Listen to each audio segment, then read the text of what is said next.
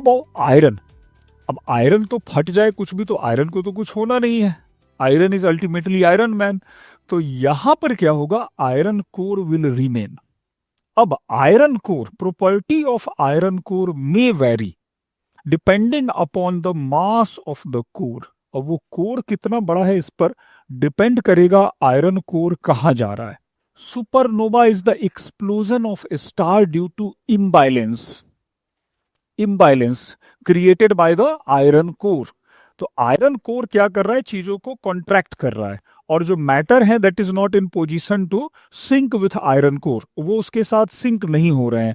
तो ऐसे कंडीशन में जो कॉन्ट्रैक्शन फोर्स बहुत ज्यादा होता है, ऊपर का लेयर फट जाता है। तो ए ब्लास्ट और explosion in the star at terminal stage is called supernova. Explosion of a star is called supernova. Explosion in a star is called supernova. Supernova तो सबसे पहले क्या स्टार्ट हुआ था, hydrogen fusion. Thereafter when temperature increased, helium fusion took place. Thereafter carbon fusion, neon, silicon. अब ये सारे matter यहीं से आते हैं। हमारे यूनिवर्स में ऑक्सीजन कहाँ है, how oxygen, iron, nickel form. तो that is the reason how oxygen और आयरन केम इनटू एग्जिस्टेंस, कैसे ये सब आए हैं। तो because of the nuclear fusion iron created, नहीं तो आयरन आता ही नहीं। आयरन आया, निकेल आए, सब इसी में से आ रहे हैं सब, ठीक है। तो this way the massive star follow different life cycle, ये नहीं पहुंचता है वहां तक। Reason being it stops at helium fusion, ये हीलियम फ्यूजन पे रुक गया। Reason being the next level require very high temperature. अब अगला स्टेज पे टेम्परेचर तो बहुत सारे चाहिए, यहां पे temperature 600 million degree Celsius. Our this star, average star, fail to reach up to the 600 degree Celsius. ये उतना पहुंचता ही नहीं है because of slow rate of burning of fuel. Fuel धीरे धीरे इसका बर्न हो रहा है। लास्ट क्लास में देखा था हम लोगों ने कि mass determines the life span and the brightness. तो यहां पर ये 600 डिग्री तक पहुंच ही नहीं पाता है, कहानी उसकी वहीं पे रहेगी। पहले मैसिव स्टार को थोड़ा और आगे पहुंचाएं, फिर आगे चलेंगे। अब सुपरनोवा के बाद क्या होगा, तो supernova is not the end of a star, अभी इस स्टोरी का लास्ट क्लाइमेक्स बाकी है। सुपरनोवा के बाद carbon fusion, neon, oxygen, silicon, iron. Thereafter red giant star, red super giant star, not giant star, super giant star मतलब बहुत बड़ा। सुपर जायंट यहां पे जो लिखा हुआ है ये सुपर जायंट स्टार, उधर भी बनेगा। Blast in star is called supernova. Supernova, अभी सुपरनोवा के बाद कहानी बची हुई है। तो सुपर जायंट स्टार के बाद सुपरनोवा, एंड सुपरनोवा के बाद अब आएगा अगला phase, last stage of a star, helium fusion. Actually, this stage is of helium fusion. This stage is of helium fusion. Helium joining with each other forming carbon. अब next stage, carbon atom will join each other forming neon. यहां पे neon fusion बनेगा. At next stage, neon will join each other forming oxygen. Next stage, oxygen will join each other forming silicon. At next level, silicon, हाँ, average star यहीं पे है due to low temperature. This stops at the helium fusion, वो helium पे रुक जाएगा। Last product of that star will be carbon, यहीं पे लास्ट प्रोडक्ट इसका बनाएगा, दैट विल बी कार्बन। उसके आगे वो नहीं पहुंचेगा, ठीक है। तो that is the story. Story begins with protostar nebula. Nebula के बाद बना प्रोटोस्टार, फिर main sequence star. Main sequence star passes through several stages. Very first hydrogen fusion, फिर helium, thereafter carbon, neon, silicon. This way it passes through, और ये सब this take very short span of time, क्योंकि massive star में fuel की burning rate बहुत ज्यादा है, वो तुरंत इस स्टेज से निकलता है। और दिस टेक टाइम्स, वो बहुत धीरे धीरे धीरे धीरे अपना निकलता रहता है। तो that is the difference between massive star and the massive star and average star. थोड़ा आगे चलें, चलो आगे आते हैं, थोड़ा सा आगे। आफ्टर सुपरनोवा, तो सुपरनोवा के बाद कहानी में ट्विस्ट है। Supernova that is iron core and this is the phase of supernova. Supernova means explosion. Supernova explosion, explosion in a star due to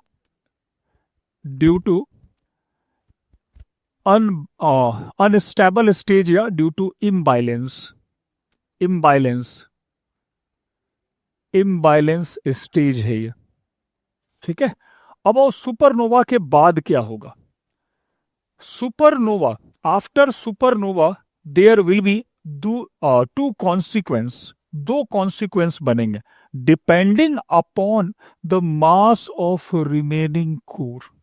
depending upon the mass of remaining core, supernova may have two fate, दो भविष्य हो सकता है उसका। अब again Subramaniam Chandrashekhar says, यहां पे सुब्रमण्यम चंद्रशेखर फिर आए। ही सेज कि look, if the core mass is greater than mass of sun, mass of sun is to 3, that is the threshold limit, again a border between two stages, between two star. If the mass of remaining core will be greater than the mass of sun Chandra limit but lesser than the mass of sun is to sun, in that case iron core will convert into neutron star. Neutron star. Why neutron star? तो neutron star is result of immense pressure exerted by the atoms of iron. Iron का atom अपने अपने सारे particles पर बहुत सारा pressure exert करेगा। With this pressure, with this immense pressure, electron, proton and neutron all changes into neutron. Even electron and proton is being crushed, मतलब suppress कर दिया जाएगा। जब उसको बहुत ज्यादा प्रेशर लगाएंगे तो that will convert into totally neutron form. Electron भी टूट जाएगा, प्रोटॉन भी टूट जाएगा, बचेगा और बचेगा केवल लास्ट में न्यूट्रॉन। तो that will be the change taking place after the supernova, and if proton and electron is being crushed by the gravitational force of the iron core, this will remain in form of neutron star or pulsar. यही बनेगा अपना Pulsar. Pulsar, तो यहां पर exactly iron will not found there. Iron जो हम लोगों के आसपास है ये नहीं मिलेगा। That is the form of iron. Iron का एक फॉर्म है that is made up of the particles neutron.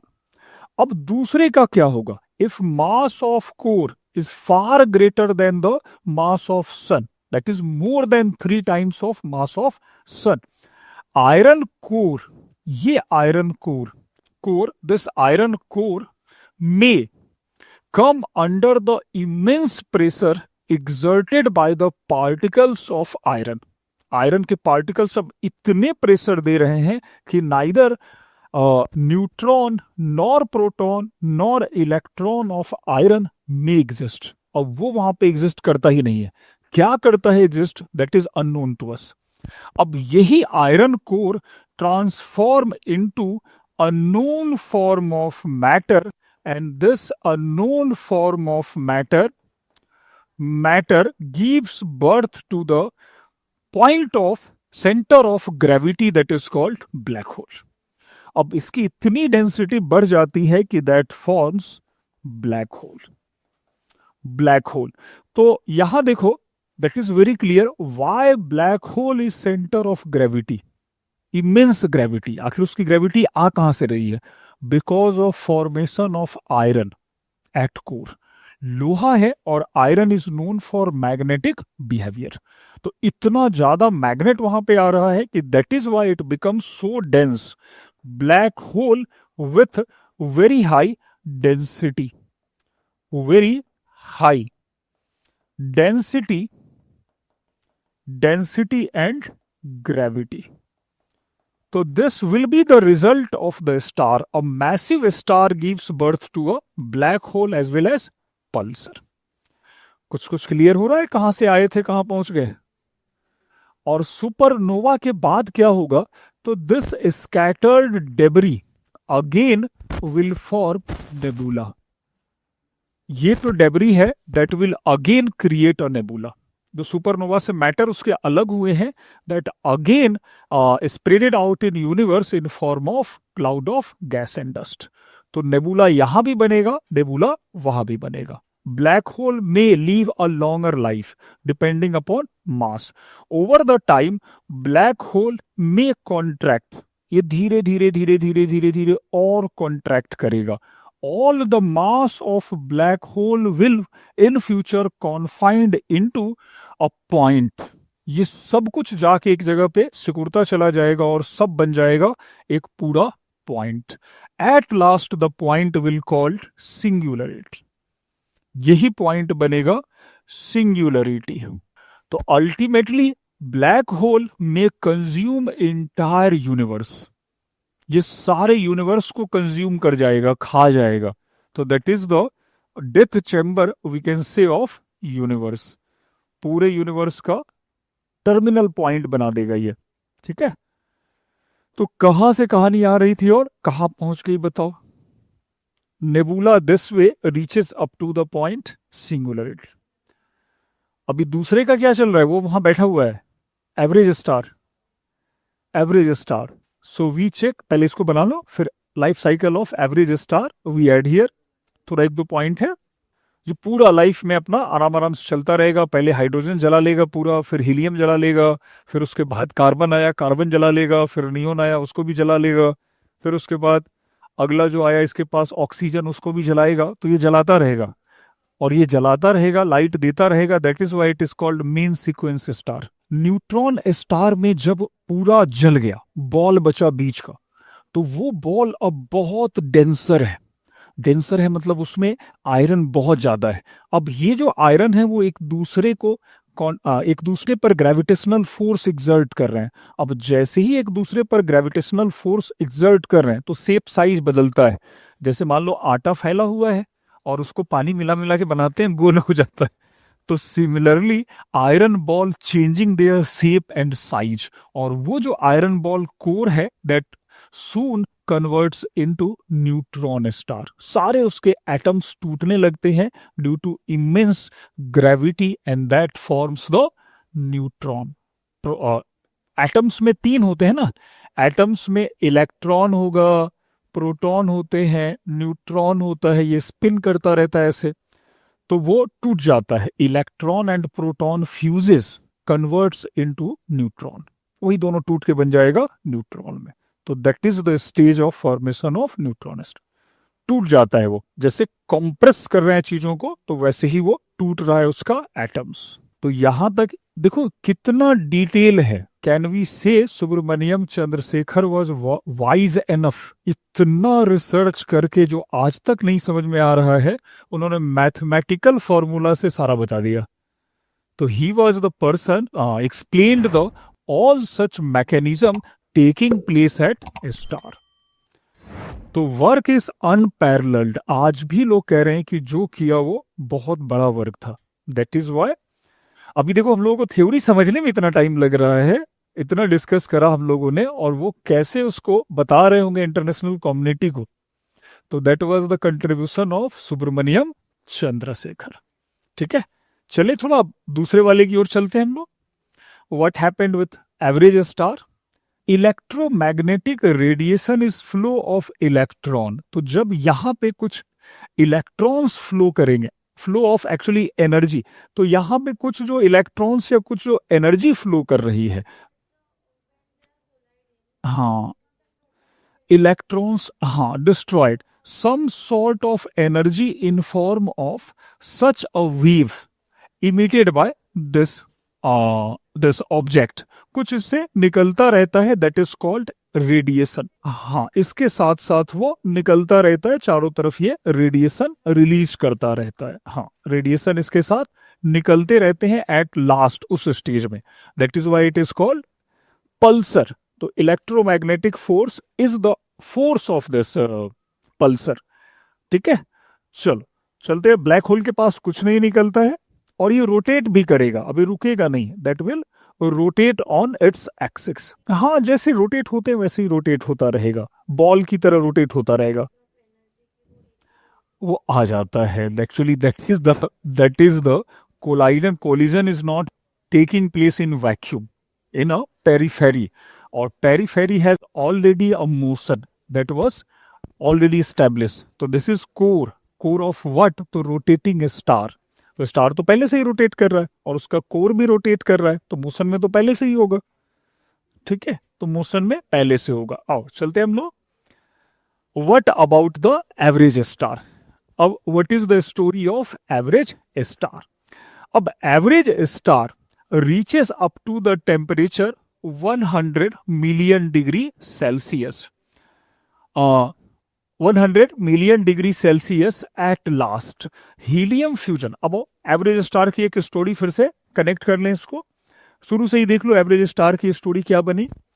और nebula, when nebula size of nebula is quite smaller, it produces average protostar. इससे बना average protostar.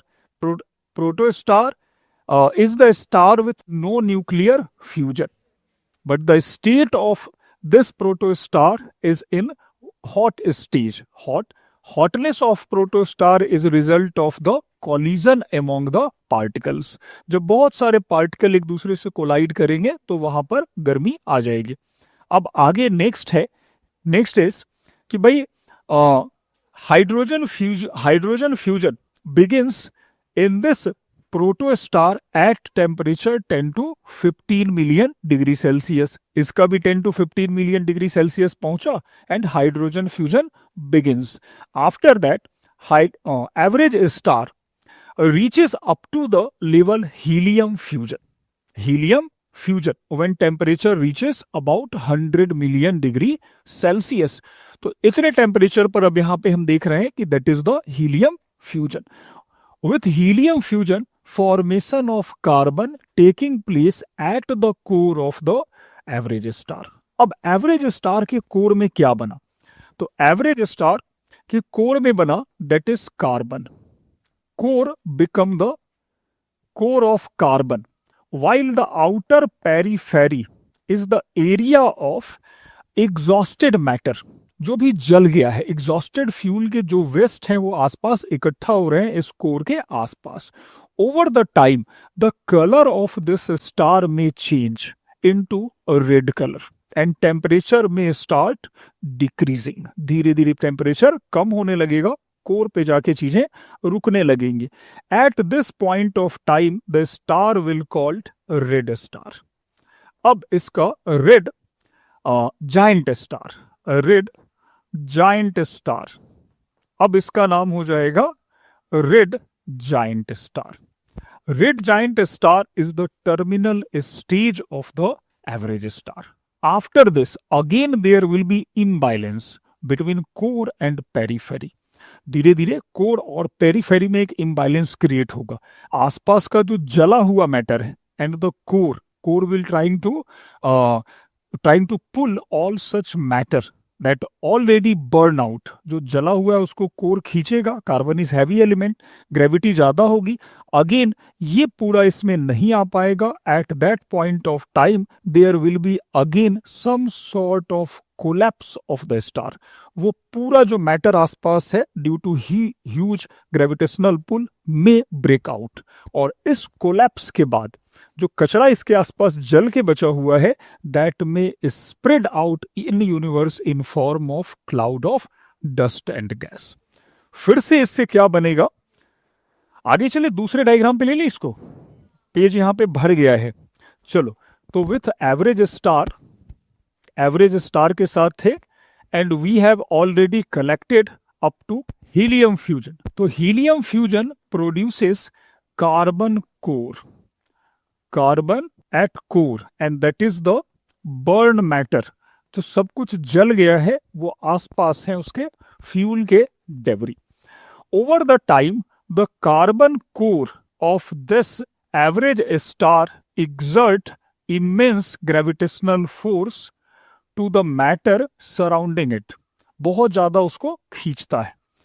Due to this imbalance, अब एक imbalance create हुआ, and carbon core may remain at that place, and the matter surrounding this average star core may spread out in the universe. धीरे धीरे ये जो पूरा पार्ट है वो यूनिवर्स में पूरा स्प्रेड हो जाएगा. कार्बन कोर में remain, and this process is called collapse of a star. Collapse of a star. यहां पर नो सुपरनोवा टेक प्लेस. ये सुपरनोवा नहीं होगा, बल्कि ये पूरा मैटर, जैसे मान लो कि वो पेपर है जो ठंडा हो गया है, जल के ठंडा हो रहा है, और जैसे ही उसको अंदर से थोड़ा भी टच किया गया वो पूरा पेपर डस्ट में बिखर रहा है. तो दैट इज गोइंग ऑन. एक तरह से वो डेब्री है जो चारों तरफ फैला. This scattered matter out of the star forms planetary nebula. Planetary nebula. अब इसी से सारे प्लानेट का फॉर्मेशन होता है. प्लानेट का formation of planet takes place with this debris of the star. जला हुआ एस और डस्ट है. अब what will be the stage of carbon core. अब यहां बहुत इंटरेस्टिंग है. देखो, carbon means black coloured matter. काला होता है ये कार्बन. तो when carbon heats up, the colour of carbon changes due to heat. गर्म करने के बाद काला रंग का कैसा कलर होता है? Reddish. Even iron ball become red due to warmth. गर्म अगर करेंगे तो आयरन बॉल भी लाल हो जाएगा. तो at last this carbon core appear like a white dwarf star. White dwarf star as it releases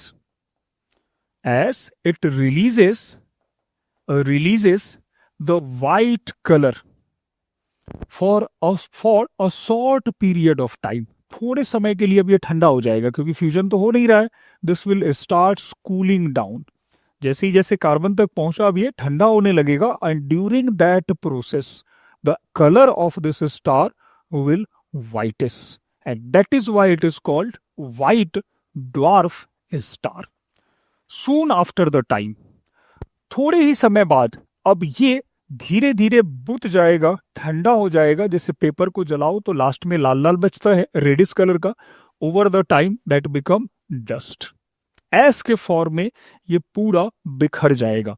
तो सून बिफोर, खत्म होने से पहले, कलर में again change. Carbon reach at the original color, and this will convert first in black dwarf star. पहले ये black dwarf star में बदलेगा, और finally this will scattered in universe in form of dust that will part of again some nebula. तो ये dust बन के carbon बिखर जाएगा. जैसे कागज जलता है वैसे ही पूरा स्टार जल के खत्म. तो ऐसे ये पूरी कहानी इसकी चलती रहेगी. आ रहा है, कुछ क्लियर हो रहा है कैसे बन रहा है? तो ऐसे अब पूरा कोरिलेशन हमारे एस सुब्रमण्यम हैव एक्सप्लेन्ड.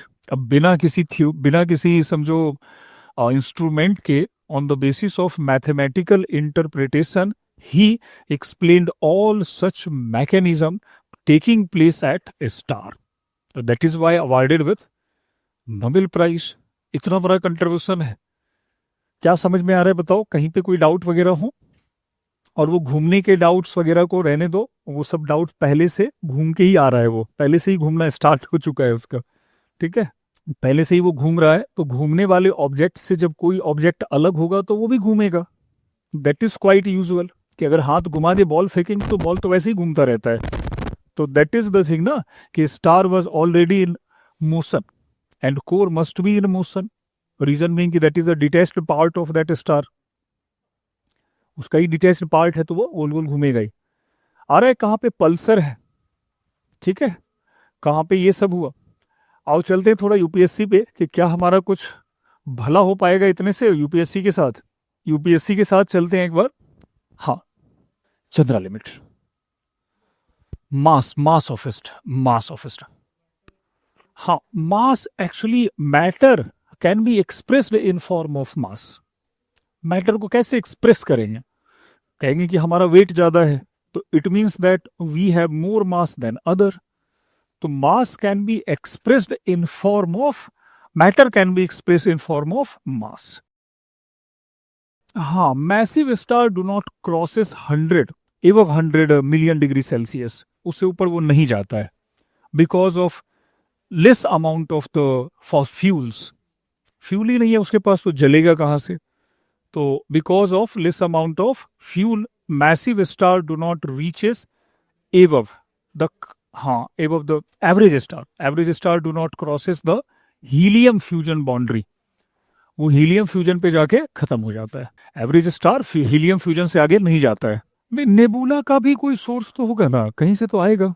ऐसा नहीं है, देखो वो तो अभी चलेंगे देखेंगे। अगर कोई स्टार स्टेलर नेबुला है तो स्टेलर नेबुला बड़ा होता है, उससे स्टार बन गया, हो सकता है उसके मैटर चारों तरफ स्कैटर्ड हो जाए तो that may give birth to the planet. ऐसा भी होता है, वो कचरा है, वो उसी कचरे से सब बन रहा है। That is the things. कचरे से अब घर बना लो, ब्रिक्स बना लो। स्टेलर से यूजुअली स्टार बनते हैं और जो मैटर बच गया उससे बन जाएगा फिर प्लैनेट। जैसे बहुत सारा सीमेंट ले आए, बहुत सारा सैंड ले आए, तो हमने घर बना लिया, थोड़ा बच गया तो बाथरूम वगैरह क्लियर कर लिए, तो वही हो रहा है वहां पे, वही हो रहा है। चलिए आगे, हो गया क्लियर सबका। तो बहुत कॉम्प्लिकेटेड स्टोरी। चलो घर पे एक सब लोग होमवर्क करके आएंगे, एक होमवर्क आएंगे करके।